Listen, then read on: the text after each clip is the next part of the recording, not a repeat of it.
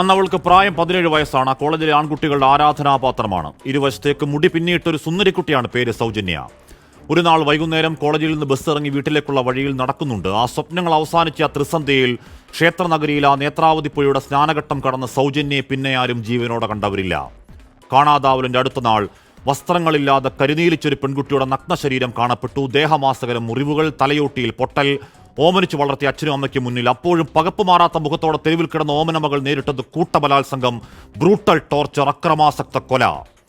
ഏതോ ഒരു തലയ്ക്ക് സുഖമില്ലാത്ത ആളെ വ്യാജപ്രതിയാക്കി പിന്നീട് കോടതി തെളിവില്ലാത്ത ഇറക്കിവിട്ടതടക്കം ദൃക്സാക്ഷികളുടെ തിരോധാനങ്ങളടക്കം അന്വേഷണ വഴിയിൽ നടന്ന ഒന്നാന്തരം ശാസ്ത്രീയ അട്ടിമറിയാണ് സിസ്റ്റമാറ്റിക് സബോട്ടാഷ്.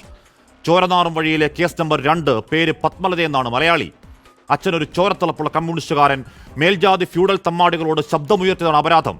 ആ കൂട്ടുകാരികൾക്കൊപ്പം കോളേജിലേക്ക് പോയ 17-കാരിക്ക് വീട്ടിലേക്കൊരു മടക്കമില്ല. അന്വേഷണത്തിന്റെ ആശങ്കയുടെ 50-ാം നാൾ നേത്രാവതി പുഴയിൽ പൊങ്ങി വസ്ത്രങ്ങളില്ലാതെ കാലുകൾ കൂട്ടിക്കെട്ടിയ ഒരു പെൺകുട്ടിയുടെ അസ്ഥികൂട സമാനം ചീർത്ത ശരീരം.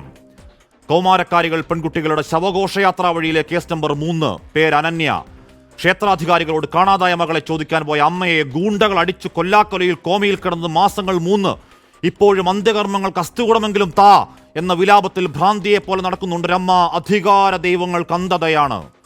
പ്രായം തികഞ്ഞതും അല്ലാത്തതുമായ പെൺകുട്ടികളെ റേപ്പ് ചെയ്ത് കൊല്ലുന്നൊരു സീരിയൽ കില്ലർ കഥ പറയുന്ന ഏതെങ്കിലും സിനിമയെ പറ്റി പറഞ്ഞതല്ല.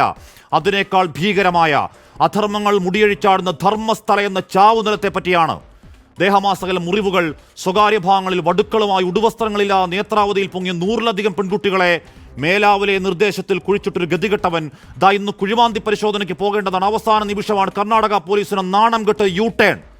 ഏത് സാമ്രാജ്യത്തിലെ ഏത് അധമരാജാവിന്റെ ഉത്തരവിലാണ് രാഷ്ട്രീയക്കാരുടെ, ദേശീയ മാധ്യമങ്ങളുടെ അങ്ങേയറ്റം ആലസ്യം, ഈ മുടിഞ്ഞ മഹാമൗനം?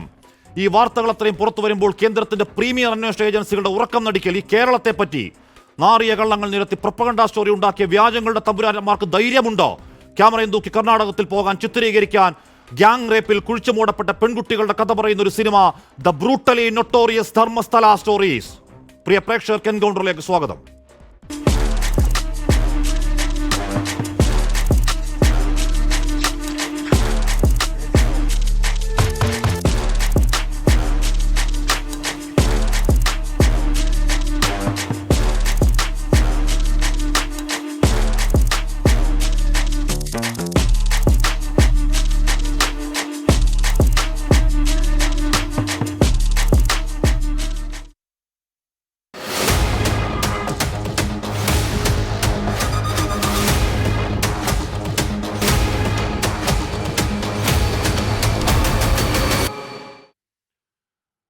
Action council media convener Manaf, Rahul Easwar, George Joseph, K M Antony, Shri Vinod Mekkoth, മാധ്യമപ്രവർത്തകൻ എന്നിവർ ചർച്ചയിൽ ചേരുന്നു. അതിനു മുമ്പ് സംഭവ സ്ഥലത്ത് നിന്നും മുഹമ്മദ് റഹീസ് ചേരുന്നു. റഹീസ്, ആ ദുരൂഹതയുടെ ചുരുളഴിക്കൽ ഈ ദിവസം അതിനിർണായകമായിരുന്നു. കോടതിയിൽ പോയി മൊഴി കൊടുത്തു. കോടതി വിശദമായ അന്വേഷണം ഉത്തരവിട്ടതാണ്. ഈ പറയുന്ന പുറത്തു വന്ന ഈ ശുചീകരണ തൊഴിലാളി, അദ്ദേഹം എവിടെയൊക്കെ കുഴിച്ചിട്ടുണ്ടെന്ന് കൃത്യമായി കാണിച്ചു തരാൻ സന്നദ്ധരാണെന്ന് അറിയിച്ചതാണ്.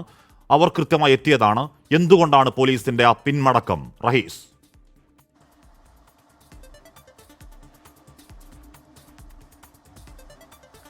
ഹാഷ്മി, ഒറ്റ വാക്കിൽ പറഞ്ഞാൽ ഇവിടെ ഇങ്ങനെയൊക്കെയാണ് എന്നാണ് മനസ്സിലാക്കുന്നത്. ഇന്നലെ വൈകിട്ട് ഇവിടെ വന്നിടം മുതൽ ഇവിടെ ഇങ്ങനെയൊക്കെയാണ് എന്ന് തെളിയുന്നു. കാരണം കഴിഞ്ഞ പഴയ കേസുകളുമായി ബന്ധപ്പെട്ട് നമ്മൾ ഒരുപാട് ഇന്ന് യാത്ര ചെയ്തു. ആ യാത്രയിൽ ഉടനീളം കേൾക്കുന്നത് പോലീസിൻ്റെ അലംഭാവവും അവരുടെ ഉദാസീനതയും, ആർക്കൊക്കെയോ വേണ്ടിയിട്ട് അവർ നടത്തുന്ന ചില എന്താ പറയുക, അവർ ഈ ഒരു അധികാര കേന്ദ്രത്തിന് മുന്നിൽ ഇങ്ങനെ മുട്ടുമടക്കി വർഷങ്ങളോളം നിൽക്കുന്നതിൻ്റെ കഥ, അതിൻ്റെ തുടർച്ച, ഇതൊക്കെ തന്നെയാണ് എല്ലാ കേസുകളിലും കേൾക്കുന്നത്. ഓരോ അമ്മമാർക്കും ഓരോ സഹോദരിമാർക്കും ഈ ഓരോ ആരെങ്കിലുമൊക്കെ നഷ്ടപ്പെട്ട ഓരോരുത്തർക്കും പറയാനുള്ളത് ആ കഥയാണ്. അതിൻ്റെ ഒരു റെപ്പറ്റീഷൻ മോഡലാണ് ഇന്ന് സംഭവിച്ചത് എന്ന് പറയേണ്ടി വരും. കാരണം ആ ഒരു സാക്ഷി, അതായത് ഇത്രയധികം വധഭീഷണി അടക്കം നേരിടുന്ന ജീവായമുള്ള ഒരാൾ അരമണിക്കൂറോളം വന്ന് ആ നർമ്മദ പുഴയുടെ ആ തീരത്ത്, കാടിനോട് ചേർന്നുള്ള പ്രദേശത്ത് താൻ അസ്ഥി കുഴിച്ചിട്ടു എന്ന് പറയുന്ന ഇടത്ത് അവിടെ വന്ന് ഇങ്ങനെ കാത്തു നിൽക്കുകയാണ്. അരമണിക്കൂറോളം അദ്ദേഹം അവിടെ കാത്തു നിൽക്കുകയുണ്ടായി. അതിൽ ഏറ്റവും അധികം ഞെട്ടിച്ചത് അദ്ദേഹത്തിന് പോലീസ് സുരക്ഷ നൽകണമെന്ന് കോടതി പറഞ്ഞിട്ടുണ്ടായിരുന്നു. ആ കോടതി നിർദ്ദേശം അനുസരിച്ച് ഒരൊറ്റ പോലീസുകാരനെങ്കിലും അവിടെ ഉണ്ടാകുമെന്ന് കരുതി. പക്ഷേ പക്ഷേ ആരും അദ്ദേഹത്തിനൊപ്പം ഉണ്ടായിരുന്നില്ല. കുറേ കഴിഞ്ഞ് മഫ്തിയിൽ 1-2 പേർ അവിടെ വന്ന് റോന്തു ചുറ്റി മടങ്ങുന്നത് മാത്രമാണ് കണ്ടത്. ശേഷം ഒരു അറിയിപ്പ് വന്നിരിക്കുന്നു, ഇന്ന് ഇത്തരത്തിൽ ഒരു തെളിവെടുപ്പ് ഉണ്ടാകില്ല. അങ്ങനെ അയാൾ അവിടെ നിന്ന് മടങ്ങുന്നതും നമ്മൾ നേരിട്ട് കണ്ടതാണ്. അപ്പോൾ അതൊക്കെയാണ് ഇവിടെ സംഭവിച്ചുകൊണ്ടിരിക്കുന്നത്. പോലീസിന്റെ ഭാഗത്തു നിന്ന് വരുന്ന ഒരു ന്യായീകരണം, ഇന്ന് ഞങ്ങൾ തെളിവെടുപ്പിന് ഇദ്ദേഹത്തിനെ വിളിച്ചിട്ടില്ല എന്നുള്ളതായിരുന്നു. കഴിഞ്ഞ 2-3 ദിവസമായി വിളിക്കുന്നു, പക്ഷേ ഇയാൾ ഹാജരാകുന്നില്ല എന്ന് പറയുന്നു. അപ്പോൾ ഈ ശുചീകരണ തൊഴിലാളിയുടെ അഭിഭാഷകർ പറയുന്നതനുസരിച്ചാണെങ്കിൽ അദ്ദേഹത്തിന് മതിയായ സുരക്ഷ നൽകണം എന്ന് നേരത്തെ തന്നെ ആവശ്യപ്പെട്ടതാണ്. ആ സുരക്ഷ നൽകുന്നതുമായി ബന്ധപ്പെട്ട് പോലീസിന്റെ ഭാഗത്തു നിന്ന് ഒരു നീക്കവും ഇതുവരെ ഉണ്ടായില്ല. അതുകൊണ്ട് തന്നെയാണ് ഈ ഒരു തെളിവെടുപ്പിന് വരാൻ വൈകിയത്, അല്ലെങ്കിൽ അത്തരത്തിൽ കഴിഞ്ഞ ദിവസങ്ങളിൽ എത്താതിരുന്നു എന്ന് പറയുന്നു. എന്തായാലും അവിടെ അങ്ങനെ ഒരാളുണ്ട്, നമ്മൾ കണ്ടതാണ്, നേരിൽ നമ്മുടെ കണ്ണിന് മുന്നിൽ പ്രത്യക്ഷപ്പെട്ടതാണ്. അത്തരത്തിലൊരു ശുചീകരണ തൊഴിലാളി, മുൻ ശുചീകരണ തൊഴിലാളി, ഒരു വഴിവെട്ടുന്നയാൾ, ഈ കാട്ടിലേക്കുള്ള ആ ഒരു ഗൂഢ സ്ഥലത്തേക്കുള്ള വഴിവെട്ടുന്ന ഒരാൾ അവിടെ തന്നെ ഉണ്ട്. അയാൾ ഇന്ന് വന്ന് അരമണിക്കൂറോളം അവിടെ നിൽക്കുകയും ചെയ്തതാണ്. പക്ഷേ ആസ് യൂഷ്വൽ പോലീസ് ഈ ഒരു കേസിലും കഴിഞ്ഞ 4 പതിറ്റാണ്ടായി വരുന്ന ഏത് സംഭവം എടുത്താലും പോലീസിന്റെ ഏതെങ്കിലും തരത്തിലുള്ള ഒരു ഇൻവോൾവ്മെന്റ് ഇത്തരത്തിൽ ഉണ്ട്. അത് തെളിവ് നശിപ്പിക്കുന്നതിലായാലും കേസ് എടുക്കാതിരിക്കുന്നതായാലും, ഇനി വീട്ടുകാരെങ്കിലും പരാതിയുമായി വന്ന് അവരെ ഓടിച്ച് മറ്റാരെ കൊണ്ടെങ്കിലും പരാതി കൊടുത്ത് ആ കേസ് അങ്ങ് ഒത്തുതീർപ്പാക്കുന്നതിലായാലും ഒക്കെ ഇവരുടെ പങ്ക് പലതരത്തിൽ നമ്മൾ കണ്ടുവരികയാണ്. അതിന്റെ അവസാനത്തെ ഒരു ഉദാഹരണമായിട്ടാണ് ഹാഷ്മി ഇന്നും നമ്മൾ ഈ കാഴ്ചകൾ കണ്ടത്. അവിടെ നിൽക്കുമ്പോൾ സൂക്ഷിക്കൂ റഹീസ് എന്ന് പറഞ്ഞാൽ നമുക്കറിയാമല്ലോ, ഈ പറയുന്ന ഇതിനെതിരെ ശബ്ദിക്കുന്നവർ നിശബ്ദരാവുന്നതും, ദുരൂഹമായ തിരോധാനങ്ങളും ദുരൂഹമായ വണ്ടിയിടിക്കലുകളും ദുരൂഹമായ ആന്തരികാവയവങ്ങൾ ഓരോന്നോരോന്നായി നഷ്ടപ്പെട്ടുള്ള മരണങ്ങളും അതിൽ പോസ്റ്റ്മോർട്ടത്തിലൊന്നും തെളിയാതിരിക്കലൊക്കെ നമ്മൾ കാണുന്നതാണ്. അവിടെ നിൽക്കുമ്പോൾ സൂക്ഷിക്കൂ. ശ്രീ വിനോദ് മേക്കോത്ത്, നമ്മൾ കഴിഞ്ഞ ദിവസം ഈ വിഷയം KR ഗോപികൃഷ്ണൻ ചർച്ച ചെയ്യുമ്പോൾ അതിന് താഴെ ഒന്നൊരു കമന്റ് ഞാൻ വായിക്കാം. പേര് ഞാൻ പറയുന്നില്ല. 18 വർഷം മുൻപ് തന്നെ ധർമ്മസ്ഥലയിൽ ഇത്തരം കാര്യങ്ങൾ നടക്കുന്നതായി എനിക്ക് പോലും അറിയാമായിരുന്നു. അവിടുത്തെ ഡാഷ് കോളേജിലെ, പേര് ഞാൻ പറയുന്നില്ല, ഡാഷ് കോളേജിലെ പല കുട്ടികളും തൂങ്ങി മരിച്ചതായി കാണപ്പെടുമായിരുന്നു. അതൊക്കെ ആത്മഹത്യ എഴുതിത്തള്ളും. ഡാഷ് ആൻഡ് ഫാമിലി ആയിരുന്നു അവിടുത്തെ നാടുവാഴികൾ. അവിടുത്തെ കോളേജ് ഹോസ്റ്റലിലെ കുട്ടികൾ കൂട്ടമായിട്ടേ അന്നും പുറത്തു പോകാറുള്ളൂ. കുഴിയെടുക്കുമ്പോഴൊക്കെ മനുഷ്യശരീരം കിട്ടുന്നത് സാധാരണ കാര്യമാണ്. അവിടെ കാട്ടിലേക്ക് പോകാൻ നോക്കി എന്നോട് അവിടെയൊക്കെ ശവശരീരം കാണുമെന്ന് പറഞ്ഞ് വിലക്കിയിരുന്നു. നമ്മുടെ ചർച്ച കൊണ്ടുകൊണ്ടിരുന്ന ഒരു പെൺകുട്ടിയിട്ട ഒരു കമൻ്റാണ്. അത് വിശ്വസിക്കേണ്ട. അവിടുത്തെ ആളുകൾ പറയുന്ന ഒന്നും വിശ്വസിക്കേണ്ട. അവിടെ വഴിനീളം മൃതശരീരങ്ങൾ ഇത്തരത്തിൽ കിട്ടുമായിരുന്നു. കാലങ്ങളായ ആളുകൾ പേടിച്ച് പുറത്തു പറയാതിരിക്കുന്നതും കണക്കിലെടുക്കേണ്ട. ദയവിട്ട് ശുചീകരണ തൊഴിലാളി പുറത്തേക്ക് വരികയാണ്, അപ്പം മൈൻഡ് ചെയ്യാതിരുന്നു. അദ്ദേഹം ഒരു ബാഗിൽ തെളിവുമായി, തലയൊട്ടിയടക്കം തെളിവുമായി വന്നു, അപ്പോഴും മൈൻഡ് ചെയ്യാതിരുന്നു. കോടതിയിലേക്ക് പോയി. കോടതി പറഞ്ഞു, അഭിഭാഷകരോട് മാറി നിൽക്കാൻ പറഞ്ഞു, മാറി നിന്നു. കോടതി മൊഴിയെടുത്തു. കോടതി പറഞ്ഞു അന്വേഷിക്കാൻ പറഞ്ഞു. ഇന്ന് തെളിവെടുപ്പ് നടക്കേണ്ടതാണ്. പോലീസ് ആ വഴിക്ക് പോയിട്ടില്ല. ശ്രീ വിനോദ് മേക്കോത്ത്. അല്ല, ഇതിൽ നമ്മൾ കാണേണ്ടത് ഇന്ന് പോലീസ് അവിടെ കാണിച്ച ആ ഒരു നിസ്സംഗതയുണ്ടല്ലോ, അല്ലെങ്കിൽ അവിടേക്ക് വരാതെ പോയ ആ ഒരു നിലപാടുണ്ടല്ലോ, അത് തന്നെയാണ് പതിറ്റാണ്ടുകളായി അവിടുത്തെ പോലീസ് പുലർത്തുന്നത്, തുടരുന്നത് എന്നാണ് നമ്മൾ അതിൽ നിന്ന് മനസ്സിലാക്കേണ്ടത്. ഇപ്പം ഈ കേസിൽ തന്നെ അവിടെ ശുചീകരണ തൊഴിലാളിയായിരുന്ന അയാൾ എന്നാണ് ജൂലൈ 3-നാണ് അയാൾ ഈ ഒരു വെളിപ്പെടുത്തൽ നടത്തുന്നത്. പക്ഷേ ജൂലൈ 4-ന് തന്നെ അതിനെ സംബന്ധിച്ച് കേസ് രജിസ്റ്റർ ചെയ്തു. പിന്നീട് ജൂലൈ 11-ാം തീയതി ഈ ശുചീകരണ തൊഴിലാളിക്ക് തന്നെ സഹായിക്കുന്ന അഭിഭാഷകരോടൊപ്പം കോടതിയിൽ ഹാജരാകേണ്ടി വന്നു ഒരു മൊഴി കൊടുക്കുന്നതിന് വേണ്ടി. അതുവരെയും 6-7 ദിവസമായി പോലീസ് അനങ്ങിയില്ല. നമ്മുടെ നാട്ടിലൊക്കെ ആണെങ്കിൽ ഇങ്ങനെയൊന്നും അല്ലല്ലോ സംഭവിക്കുക. അപ്പോൾ ഇതൊരു തുടർക്കഥയാണ്. ഈ കന്നിപ്പെണ്ണുങ്ങൾ അല്ലെങ്കിൽ കന്യകമാർ, കൗമാര താണ്ടിയിട്ടില്ലാത്ത ബാലികമാരുൾപ്പെടെ ക്രൂരമായി കാമാന്തതയ്ക്ക് വിധേയമായി, ക്രൂരമായി ബലാത്സംഗത്തിന് വിധേയമായി കൊല ചെയ്യപ്പെടുന്ന ഒരു താഴ്വരയാണ്. നമ്മൾ മാജിക്കൽ റിയലിസം എന്നൊക്കെ പറയുന്നത് പോലെ കേൾക്കുന്ന ഒരു വലിയ ഒരു കഥയാണ് ഇന്ന് അധർമ്മസ്ഥല എന്ന് പറയാവുന്ന തരത്തിൽ ആ ഭൂപ്രദേശത്ത് നിന്ന് കടന്നു വരുന്നത്. ഇത് നിസ്സാരമായ ഒരു കാര്യമല്ല. നമ്മുടെ നൂറ്റാണ്ടുകൾ നീണ്ട IPC പോലുള്ള ന്യായ സംഹിതകൾ ഇപ്പോൾ പുതിയ പേരും രൂപവുമൊക്കെ മാറി അതിൻ്റെ സ്റ്റേറ്റ്മെൻറ്റ് 164 ആയി മാറി, അത് 183 ആയി മാറി എന്നതല്ലാതെ എന്താണ് ഈ ദേശത്തെ നടപടി, എന്താണ് ഈ ദേശത്തെ ന്യായവും നീതിയും നടപ്പാക്കുന്നതിനെ സംബന്ധിച്ചുള്ള കാര്യങ്ങൾ എന്നതിനെ സംബന്ധിച്ച് ഇന്ന് അത്ഭുതത്തോടു കൂടിയാണ് തൊട്ടടുത്ത അയൽ സംസ്ഥാനമായ കേരളത്തിൽ നിന്ന് നമ്മൾ കാണുന്നത്. ഈ പ്രദേശവുമായി, ധർമ്മസ്ഥലയുമായി അല്ലെങ്കിൽ അനുബന്ധമായി നിൽക്കുന്ന തീർത്ഥാടന കേന്ദ്രങ്ങളുമായി വലിയ ബന്ധം പുലർത്തുന്നവരാണ് കേരളത്തിലെ ജനങ്ങൾ, പ്രത്യേകിച്ച് മലബാറിലെ ജനങ്ങൾ. ആ മലബാറിൽ നിന്ന് നമുക്കറിയാം, മൂകാംബിക പോലുള്ള ക്ഷേത്രത്തിലേക്ക് പോകുമ്പോൾ ധർമ്മസ്ഥല പോലെ, സുബ്രഹ്മണ്യം പോലെ, ഉടുപ്പി പോലെ ഉള്ള എല്ലാ പ്രധാനപ്പെട്ട ക്ഷേത്രങ്ങളിലും തൊഴുത് വണങ്ങി ദേവനോട് പ്രീതിക്ക് വേണ്ടി യാചിച്ചു പോരുന്നവരാണ്, പ്രാർത്ഥിച്ചു പോരുന്നവരാണ് മലയാളികൾ. അങ്ങനെയുള്ള മലയാളികളുടെ ശവശരീരം മൃതശരീരങ്ങൾ പോലും സെറ്റ് സാരി ഉടുത്ത്, കേരള സാരി ഉടുത്ത, സെറ്റ് സാരി ഉടുത്ത സ്ത്രീകളുടെ അല്ലെങ്കിൽ യുവതികളുടെ മൃതശരീരം പോലും ഈ നേത്രാവതി പുഴയിൽ നിന്ന് കണ്ടെടുക്കുകയും അതിന് സമീപത്തെ കാട്ടിൽ ഇത്തരത്തിൽ നിമജ്ജനം ചെയ്യുകയും അല്ലെങ്കിൽ അടക്കം ചെയ്യുകയും ചെയ്തിട്ടുണ്ട് എന്ന ഒരു വാർത്ത പുറത്തു വന്നിട്ട് കേരളത്തിൽ നിന്ന് ഇത്രമാത്രം മുറവിളി അല്ലെങ്കിൽ ഇത്രമാത്രം രോഷം ഉയർന്നാൽ മതിയോ എന്ന ചോദ്യമാണ് പ്രധാനമായും ഉയരുന്നത്. ഈ തരത്തിൽ ഒരു നാട് ഇന്ത്യയിലാണോ സ്ഥിതി ചെയ്യുന്നത് എന്ന വലിയ ചോദ്യമാണ് നമ്മുടെ മുമ്പിലേക്ക് ഈ സംഭവങ്ങൾ കഴിഞ്ഞ ഏതാനും ആഴ്ചകളായി തന്നെ പുറത്തു വന്ന വിവരങ്ങൾ നമ്മളെ വെല്ലുവിളിക്കുകയാണ്. ഇത്തരത്തിലുള്ള വിവരങ്ങൾ ഇത് നമ്മുടെ നാട്ടിൽ നടക്കേണ്ടതാണോ? ആരാണ് ചോദ്യം ചെയ്യേണ്ടത്? ആരാണ് ഇത്തരത്തിലുള്ള നടപടികൾക്ക് കൂട്ടുനിൽക്കുന്നത്? അത് 1-2 വർഷമല്ല, 1-2 ക്രൈമല്ല. ഞാൻ സീരിയൽ കില്ലിങ്ങിനെ സംബന്ധിച്ച് ഗൂഗിളിൽ മുഴുവൻ പരതി നോക്കി. പക്ഷെ ഇത്ര മൃഗീയമായ, ഇത്ര ഭീകരമായ, ഇത്രത്തോളം വർഷം നീണ്ടുനിന്ന, ഇത്രമാത്രം വിക്ടിംസ് ഉള്ള ഒരു കേസ് പോലും എനിക്ക് വായിച്ചെടുക്കാൻ കഴിഞ്ഞില്ല എന്ന് പറയുമ്പോൾ നമ്മളൊന്നും നമ്മുടെ ആയുസ്സിനിടയിൽ കേട്ടിട്ടില്ലാത്ത തരത്തിലുള്ള ഭീകരമായ ഒരു കൊലപാതക പരമ്പരയുടെ കൂട്ടബലാത്സംഗത്തിന്റെ നിഷ്ഠുരമായ കഥകളാണ് അധർമ്മസ്ഥലം എന്ന് പറയാവുന്ന ഒരു വലിയ നീരാളിയെ പോലെ ആ പ്രദേശം മുഴുവൻ വ്യാപിച്ചു നിൽക്കുന്ന അവിടുത്തെ ഓട്ടോറിക്ഷ തൊഴിലാളികളാണെങ്കിലും ലോഡ്ജ് നടത്തിപ്പുകാരാണെങ്കിലും ആ പട്ടണത്തിലെ ഈ ക്ഷേത്ര നഗരിയുമായി ബന്ധപ്പെട്ട എല്ലാ സ്ഥാപനങ്ങളിലും ഈ നീരാളി കൈകൾ നീളുകയും ആ നീണ്ട കൈകൾ അവിടെ കടന്നു വരുന്ന ഓരോ സാധാരണക്കാരുടെയും രക്തം വലിച്ചൂറ്റി കുടിക്കുകയും ചെയ്യുന്ന ഒരു കഥ, അപസർപ്പ കഥകൾ. ജോർജ് ജോസഫ്, ഇത് മാർക്കേസിന്റെ കഥകളിൽ പോലും നമ്മൾ ഈ മാജിക്കൽ റിയലിസം ഇത്തോതിലുള്ള സാധനം കണ്ടിട്ടില്ല. ഓർത്ത് നോക്കൂ ജോർജ് ജോസഫ്, ഇത് കേരളത്തിലെ ഏതെങ്കിലും ഒരു സ്ഥലത്താണെങ്കിൽ ഇവിടെ ദേശീയ മാധ്യമങ്ങൾ പടയോടെ ഇറങ്ങില്ലേ? ഇവിടെ കേന്ദ്ര അന്വേഷണ ഏജൻസികൾ പടയോടെ ഇറങ്ങില്ലേ? നമ്മുടെ പോലീസ് അവിടെ ഇവിടെ മൗനത്തിന്റെ പല വഴിയിൽ 101 കാണിച്ചാൽ ഇവിടെ മാധ്യമങ്ങൾ വലിച്ചു കീറില്ലേ പോലീസിനെ? നോക്കൂ, കർണാടകയിൽ ഇവിടെ ഒരു സംഭവം ഉണ്ടാവും. ഒന്നും വിശ്വസിക്കേണ്ട. ഈ ശുചീകരണ തൊഴിലാളി ആർജവത്തോടെ പറയണം, എന്നെ നിങ്ങൾ നുണപരിശോധനയ്ക്ക് വിധേയനാക്ക്, എനിക്ക് മരിക്കുന്നതിന് മുമ്പ് ഈ പാപഭാരം ഒന്ന് ഇറക്കി വെക്കാൻ വേണ്ടിയാണ് ഞാൻ ഈ കുഴിമാടങ്ങൾ ഓരോന്നോരോന്നായി കാണിച്ചു തരാം. ഈ പറയുന്ന രീതിയിൽ ദേഹമാസകലം മുറിവേക്കപ്പെട്ട്, സ്വകാര്യ ഭാഗങ്ങളിലടക്കം മുറിവേക്കപ്പെട്ട്, നേത്രാവതി പുഴയിൽ ഒഴുകിയടിഞ്ഞ മൃതദേഹങ്ങൾ മേലാവിലെ നിർദ്ദേശം കൊണ്ട് ഞാൻ കുഴിച്ചിട്ട സ്ഥലങ്ങൾ ഓരോന്നോരോന്നായി കാണിച്ചു തരാം, എന്നെ ഒന്ന് കൊണ്ടുപോ എന്ന് പറഞ്ഞിട്ട് പോലീസ് ഇന്ന് മൗനമായി നിൽക്കുകയാണ്. ആർക്കും അതിൽ പ്രതിഷേധമില്ല. കർണാടക മാധ്യമങ്ങൾക്കൊരു പ്രശ്നവുമില്ല, രാഷ്ട്രീയക്കാർക്കൊന്നും പറയാനില്ല, ദേശീയ മാധ്യമങ്ങൾക്കൊന്നും പറയാനില്ല. ഇങ്ങനെയുണ്ടോ ശ്രീ ജോർജ് ജോസഫ്? ഇല്ല, നമ്മൾ വ്യത്യസ്തമായിട്ട് ചിന്തിക്കണം. കേരളത്തിലെ അവസ്ഥ ഒന്നും ഇന്ത്യയിലെ ഒരു സംസ്ഥാനത്തും ഇല്ല.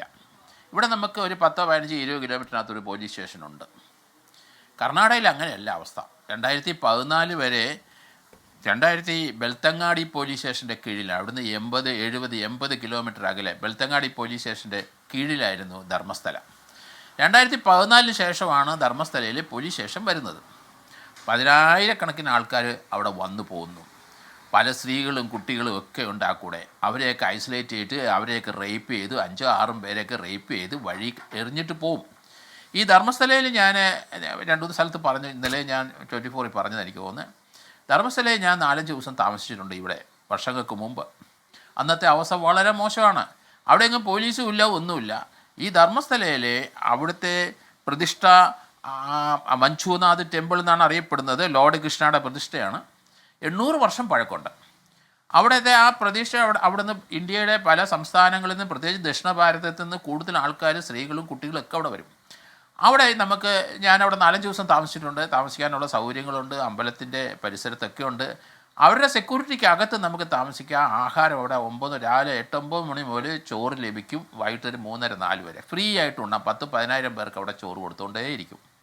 പക്ഷേ ക്ഷേത്രത്തിൽ വരുന്ന പല സ്ഥലത്തു നിന്ന് വരുന്നവർ പ്രായമുള്ളവരെല്ലാം അവിടെ ക്ഷേത്രത്തിൻ്റെ പരിസരത്ത് തന്നെ, ക്ഷേത്രത്തിൻ്റെ കോമ്പൗണ്ടിനുള്ളിൽ തന്നെ പലരും മരിച്ചു വീഴുന്നുണ്ട്. 2-3 മൃതദേഹമുണ്ട്. അവിടെ ഒരു പോലീസും ഇല്ല. അത് നാച്ചുറൽ ഡെത്ത് ആണെന്ന് പറഞ്ഞാൽ അവരങ്ങനെ തന്നെ മൂടും. അതേസമയത്ത് ക്ഷേത്രത്തിൻ്റെ പരിസരത്ത് ടൗൺഷിപ്പുണ്ട്, ഓട്ടോറിക്ഷ സ്റ്റാൻഡുണ്ട്. നമുക്കറിയാം ബെൽത്തങ്ങാടിയിൽ നിന്ന് 74-80 കിലോമീറ്റർ ധർമ്മസ്ഥലയിലോട്ട് ഉണ്ടെന്നാണ് എൻ്റെ ഒരു കണക്കൂട്ടിൽ. ഞാൻ നാളെ സംബന്ധിച്ച് 2-3-4 കള്ളന്മാരെ അന്വേഷിച്ച് ടാക്സിക്കാരന്മാർ കൊന്ന് കാറ് കൊണ്ട് കടന്നു വരും. പലരും ഷെൽട്ടർ എടുക്കുന്ന അവിടെ ഒരു പോലീസ് വരത്തില്ല എന്ന് അവർക്ക് എല്ലാ ക്രിമിനൽസിനും അറിയാം. അങ്ങനെ പോയതാണ്. അവിടെ മുഴുവൻ സഞ്ചരിച്ചു. നേത്രാവതി പുഴയൊക്കെ ഞാൻ കണ്ടു. അവിടെയൊക്കെ വളരെയധികം വിജനമായ സ്ഥലങ്ങളാണ്. ഏകദേശം 400-500 ഏക്കർ അതിന് ചുറ്റും ഫോറസ്റ്റ് ഉണ്ട്. പിന്നെ ആ പോകുന്ന വഴിത്താരകളെല്ലാം അവിടെയൊക്കെ ഓട്ടോറിക്ഷക്കാരന്മാർ, കടകൾ, ചെറിയ ലോഡ്ജ്, അവിടെ ധാരാളം സ്ത്രീകൾ ഒറ്റയ്ക്കും വരും. അങ്ങനെ വരുന്നവരെയൊക്കെ അറ്റാക്ക് ചെയ്തിടും. കുട്ടികൾ വരുന്നവർ 4-5 പേർ ഒന്നിച്ച് വന്നാൽ അവരെ ഐസൊലേറ്റ് ചെയ്ത് അവരെ റേപ്പ് ചെയ്ത് കൊന്ന് വലിച്ചെറിയുകയാണ്. ആ അമ്പലക്കാർക്കൊന്നും ചെയ്യാൻ പറ്റില്ല. ഇതിനകത്ത് പോലീസിനല്ലേ ചെയ്യാൻ ഒക്കുള്ളൂ. അവിടെ മരിച്ചു കിടക്കുന്നവർ അവിടെ കിടന്ന് ചീഞ്ഞഴുകുന്നുണ്ട്. അവരവിടെ സെക്യൂരിറ്റിക്കാരെ ശുചീകരണ തൊഴിലാളി വെച്ച് അവർ വെട്ടിമൂടും. അവിടെ ഒരു കേസും ബഹളവും പോലീസിങ് ഒന്നുമില്ല. കേരളത്തിലെ അവസ്ഥ ഷാജി, അത് നമ്മൾ ഇന്ത്യയിൽ ഒരു സ്റ്റേറ്റിലും ഇല്ല. ഇവിടെ ഒരു 10-20 കിലോമീറ്ററിനകത്ത് അല്ലെങ്കിൽ അതിൻ്റെ അകത്ത് ഒരു പോലീസ് സ്റ്റേഷനുണ്ട്. അവിടെ അങ്ങനല്ല.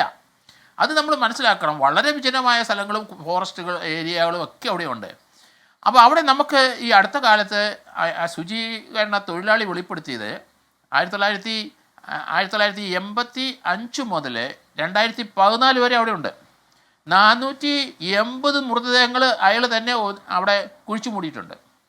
അതിനകത്ത് അയാൾ പറയുന്നുണ്ട്, ഒരു കുട്ടി സ്കൂളിൽ പോകുന്ന കുട്ടി സ്കൂൾ ഡ്രസ്സിൽ വന്ന് ബാഗ് കയ്യിലുണ്ട്, അതിനെ വെട്ടി മൂടേണ്ടി വന്നു, മരിച്ച് അതിനെ റേപ്പ് ചെയ്ത് കൊന്നിട്ടത് അദ്ദേഹം പറയുന്നുണ്ട്. എല്ലാ സ്ഥലങ്ങളും മിക്കവാറും ഒക്കെ അദ്ദേഹത്തിന് അറിയാം. ഒരു സ്ഥലത്ത് തന്നെ 100ഓളം പേരെ കുഴിച്ചിട്ടെന്ന് പറഞ്ഞു.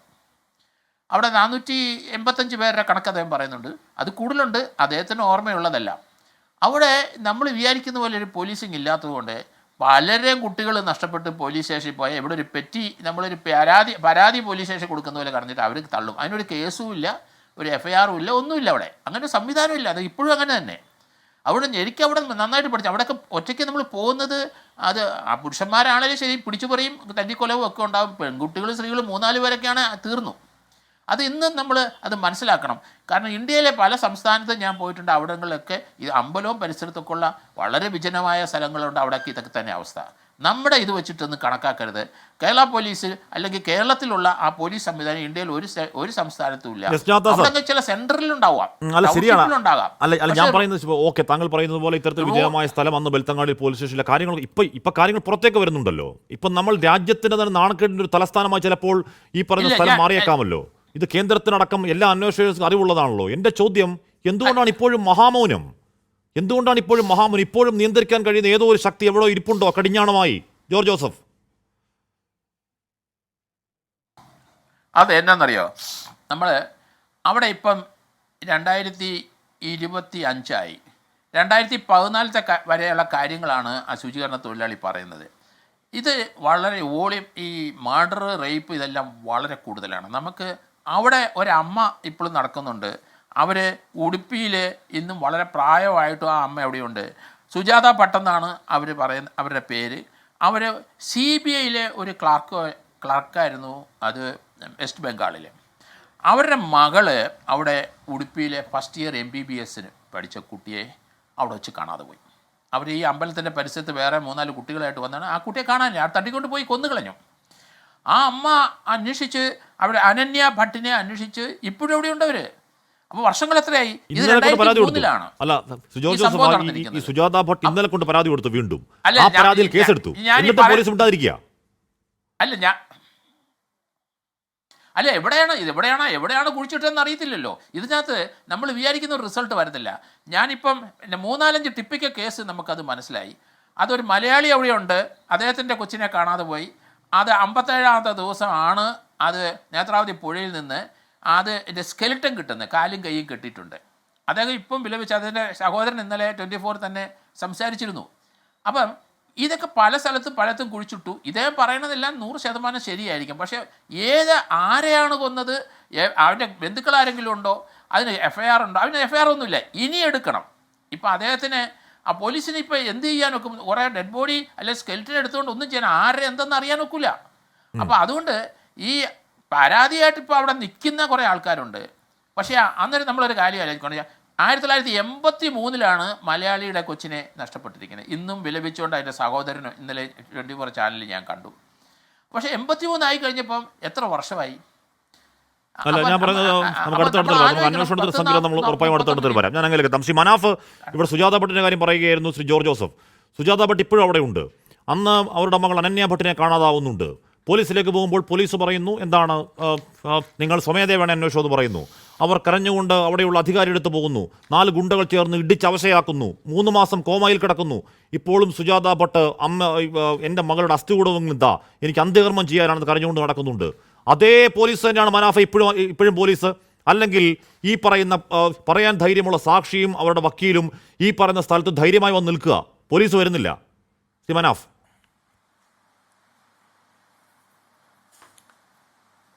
കഴിഞ്ഞ കൊല്ലവും ഇതേമാതിരി മണ്ണ് മാന്തല ഇനി എൻ്റെ വിഷയം, ഇക്കൊല്ലവും മണ്ണ് മാന്തല എന്നാ വിഷയം. അതുമായിട്ട് എന്തോ ഒരു ജന്മബന്ധമുണ്ടെന്ന് തോന്നുന്നുണ്ട്. ഞാൻ ഈ ഇത്ര വലിയ ഒരാള് ഈ ഒരു ഇത്രയും അയാളുടെ എണ്ണം അയാൾ പറയുന്ന പ്രകാരം 1000-ഓളം ആളുകളെ ഞാൻ മറവ് ചെയ്തിട്ടുണ്ട് എന്ന് പറഞ്ഞിട്ട് രംഗത്ത് വന്നിട്ട് നമ്മളെ ഈ സംവിധാനത്തിന്റെ ഒരു ഞാൻ ആലോചിച്ച് നോക്കുകയാണ്, എന്ത് ദയനീയ അവസ്ഥ ആണ്. ഒരാള് വാഹനത്തിൽ വന്നിട്ട് സാക്ഷിയായിട്ട് വന്നിട്ട് 1 മണിക്കൂറോളം ആ കാട്ടിന്റെ റോഡിന്റെ സൈഡിലായിട്ട് വാഹനം പാർക്ക് ചെയ്തിട്ട് അതിന്റെ ഉള്ളിൽ നിൽക്കുകയാണ്. അതിന്റെ പിന്നിൽ വന്ന ഒരു വാഹനം അടിച്ചാൽ തീരാവുന്നതേ ഉള്ളൂ ഇപ്പൊ അയാളുടെ ജീവിതം. നിരന്തരം ഇപ്പൊ ഇന്ന് രാവിലെ പോലും എനിക്ക് ഭീഷണി വന്നിക്കുക. അപ്പൊ എന്താ പറഞ്ഞു കഴിഞ്ഞാൽ ഈ പല രീതിയിലും ഇവര് വേട്ടയാടപ്പെടുകയാണ് ഈ ആളുകള്. 2012 ശേഷം സൗജന്യന്റെ കൊലപാതകത്തിൽ നിന്ന ആളുകളൊന്നും ഇപ്പൊ ഇന്ന് ജീവനോടില്ല. ഇതിന്റെ പിന്നിൽ ഓടിക്കൊണ്ടുന്ന ആളുകള്. ഇപ്പൊ നമ്മള് ഈ ഒരു സംവിധാനത്തിന് ഞാൻ അത്ഭുതപ്പെടുകയാണ്. ഒരു വാഹനം മറ്റേ എന്താ പറയുക, ഒരു വാഹനം റോഡ് സൈഡിൽ പാർക്ക് ചെയ്തിട്ട് 1 മണിക്കൂറോളം ഇത്ര ഇന്ത്യയിൽ തന്നെ ലോകത്ത് പോലും കെട്ടുകേൾവിയില്ലാത്ത അത്രയും വലിയ ഒരു പ്രമാദമായ കേസിൽ സാക്ഷി, അദ്ദേഹത്തിന്റെ കൂടെ വക്കീലന്മാര്, അതേമാതിരി തന്നെ ഈ സൗജന്യ പോരാട്ടക്കാര് എല്ലാവരും അവിടെ നിൽക്കുകയാണ്. പോലീസ് അനങ്ങണില്ല.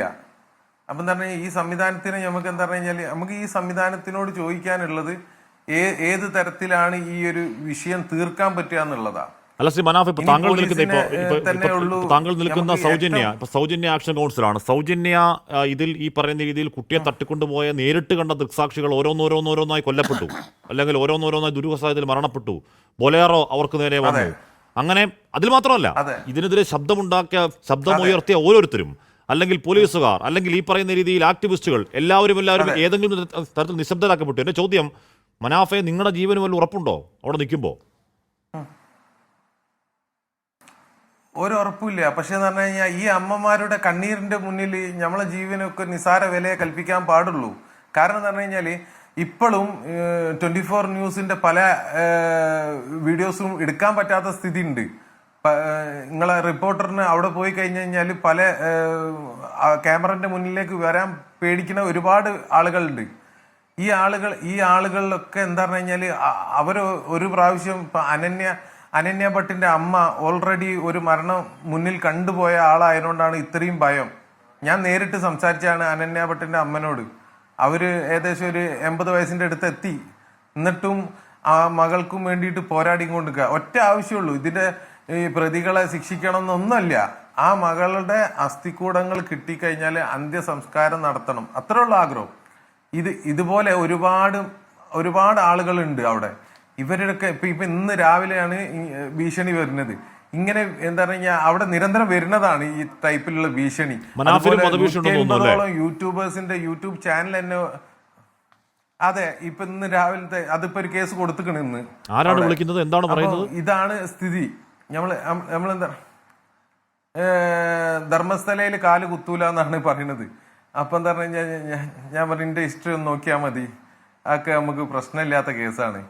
അപ്പൊ സാറേ ഇതാണ് നമ്മളെന്താ പറഞ്ഞ നമ്മള് ഈ വിഷയത്തിൽ നിൽക്കുന്ന എല്ലാ ആളുകളോടും ഇപ്പം ഏത് ചാനൽ ആകെ ഉള്ളത് ഒരു 24 ന്യൂസ് 18 മാത്രമാണ് ഈ വിഷയം ചർച്ച ചെയ്യപ്പെടുന്നത്. നമ്മൾ എന്തുകൊണ്ട് ഭയപ്പെടണോ? ആരെ ഭയപ്പെടണോ? നമ്മളെ ഒരു സ്വതന്ത്ര ഇന്ത്യയിൽ ജീവിക്കുകയാണ്. ഇത്രയും ഡെവലപ്പായി നമ്മളെ രാജ്യം ചന്ദ്രനിലേക്ക് പോയി, അത് പോയി, ഇതെന്ന് പോയി എന്ന് പറയുമ്പോഴും നമ്മൾ ഇപ്പോഴും മണ്ണിന്റെ അടിയിൽ ആയിരക്കണക്കിൽ അമ്മമാരുടെ കണ്ണീരാണ് അതിൻ്റെ ഉള്ളിൽ കിടക്കുന്നത്. ഇതിനും ഉത്തരം കിട്ടിയേ മതിയാവൂ. എൻ്റെ അഭിപ്രായത്തിൽ ഈ ഭീഷണിയൊക്കെ എന്ന് പറയുന്നത് നമ്മള് ഈ വിഷയത്തിന്റെ അന്തിമ ഘട്ടത്തിലേക്ക് എത്തി എന്നുള്ളതിന്റെ ശുഭസൂചനയാണ്. ശുചീകരണ തൊഴിലാളി ധൈര്യത്തോടെ പറയുമ്പോൾ അയാൾ പറഞ്ഞ സത്യമാണോ കള്ളമാണോ എന്നെങ്കിലും ഈ രാജ്യത്തിന് അറിയണം. അതെങ്കിലും ഞാൻ എത്താമേ. ഒരു പ്രധാനപ്പെട്ട വാർത്തയിലേക്ക് പോയിട്ട് ഞാൻ രാഹുലിലേക്ക് എത്താമേ. വയനാട്ടിൽ +2 വിദ്യാർത്ഥിനിയെ മദ്യം നൽകി പീഡിപ്പിച്ചെന്നാണ് വാർത്ത. തലപ്പുഴ പോലീസ് സ്റ്റേഷൻ പരിധിയിലാണ് പീഡനം. 2 പേരെ പോലീസ് കസ്റ്റഡിയിലെടുത്തു. സുർജിത്ത് അയ്യപ്പത്ത വാർത്തയുടെ സുർജിത്ത്, എന്താണ് സംഭവം? കാശ്മീർ പ്രായപൂർത്തിയാകാത്ത പെൺകുട്ടിക്ക് നേരെയാണ് ലൈംഗിക അതിക്രമം ഉണ്ടായത്. ഈ പരാതിയിലാണിപ്പോൾ 2 പേരെ പോലീസ് അറസ്റ്റ് ചെയ്ത് റിമാൻഡിലായിരിക്കുന്നത്. ഇവർ തലപ്പുഴ പോലീസ് സ്റ്റേഷൻ പരിധിയിലുള്ള കുട്ടിയെയാണ് ലൈംഗികമായി അതിക്രമിച്ചത്. കഴിഞ്ഞ 13-ാം തീയതിയാണ് ഈ കേസിനാസ്പദമായ സംഭവം.